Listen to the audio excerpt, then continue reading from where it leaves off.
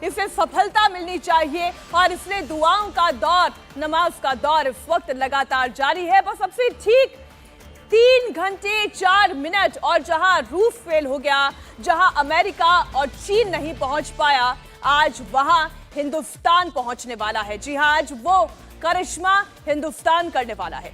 चंद्रयान की लैंडिंग का सीक्वेंस बस अब से कुछ ही देर में शुरू होने वाला है। 3 बड़ी खबरें इस वक्त मैं आपको बता रही हूं। चंद्रयान की पोजीशन क्या है, चंद्रयान की कंडीशन क्या है और साथ ही साथ इसरो का लेटेस्ट कमांड क्या आया, एक एक प्रोसेस, एक एक जानकारी हम आपके सामने रखने वाले हैं। लेकिन सबसे पहले चंद्रयान पर आ रही ये बड़ी खबरें आपको बता दें। चंद्रयान 3 का ऑटोमेटिक लैंडिंग सीक्वेंस लॉक कर दिया गया है। लैंडिंग पॉइंट के ऊपर पहुंचने वाला है विक्रम लैंडर और लैंडिंग पॉइंट के ऊपर शाम 5:44 पर लैंडर का पहुंचना तय किया गया है। एएलएस की कमांड के बाद स्पीड का कम किया जाना शुरू होगा, ये प्रोसेस शुरू होगा और ठीक 1 घंटे के बाद लैंडिंग पर बड़ा फैसला लिया जाएगा। यानी कि शाम 4 बजे का इंतजार इस वक्त हर कोई बेसब्री से कर रहा है, क्योंकि इसरो तब यह अंतिम फैसला लेगा कि आज लैंडिंग करनी है या नहीं करनी है, क्योंकि प्लान ए पर काम करना है या प्लान बी पर काम करना है, यह तय हो जाएगा। लैंडिंग के आखिरी 19 मिनट को टाइम ऑफ टेरर कहा जा रहा है।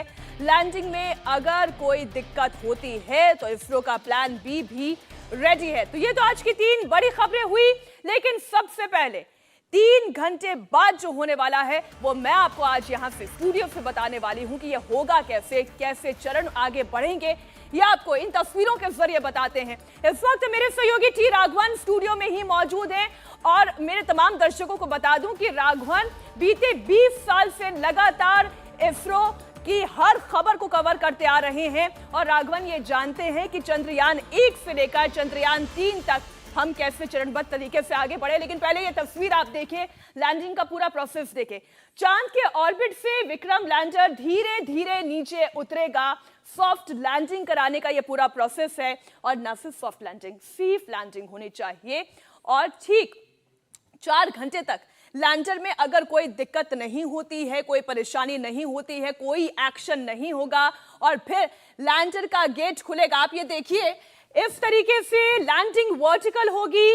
वर्टिकल सॉफ्ट लैंडिंग के बाद लैंडर का दरवाजा खुलेगा 4 घंटे के इंतजार के बाद और फिर इसमें से निकलेगा प्रज्ञान रोवर।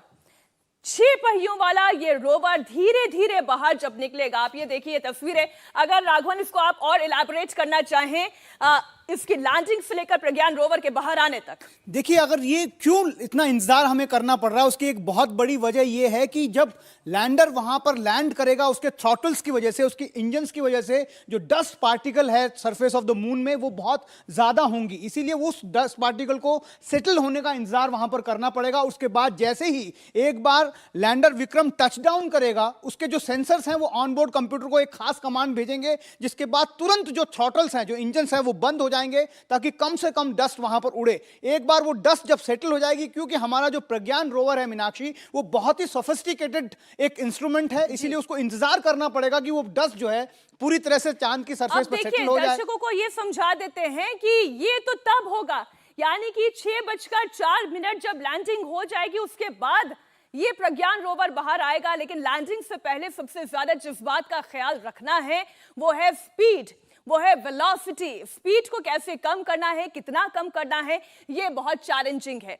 सब कुछ इसी बात पर निर्भर करता है। चंद्रमा के ऑर्बिट में मौजूद विक्रम लैंडर की स्पीड इस वक्त तकरीबन 1.6 किलोमीटर प्रति सेकंड है, यानी कि आखिर में 20 मिनट में, आप 19 मिनट कहें या 20 मिनट कहें, आखिर के 19 मिनट में धीरे धीरे सिर्फ वेलोसिटी को कम किया जाएगा और ये कम करते करते कोशिश ये रहेगी कि 2 मीटर पर सेकेंड, राघवन अगर मैं गलत नहीं हूं, क्योंकि इस वक्त ऑर्बिट में जिस गति से ये घूम रहा है वहां से 0 की स्पीड तक लेकर आना, ये प्रोसेस बहुत क्रूशियल है। बहुत चैलेंजिंग भी इसलिए है क्योंकि और इसीलिए इस बार खास इंजन्स की टेक्निक में बदलाव किया गया है। जो रेट ऑफ थ्रस्ट है उसमें बदलाव किया गया है। अगर हम चंद्रयान 2 का इसकी तुलना करें तो इसी वजह से जो इंजन है वो 800 न्यूटन पावर के ऐसे 4 थ्रॉटलेबल इंजन यहाँ पर लगाए गए हैं। हमने एक बहुत खास तस्वीर आगे चर्चा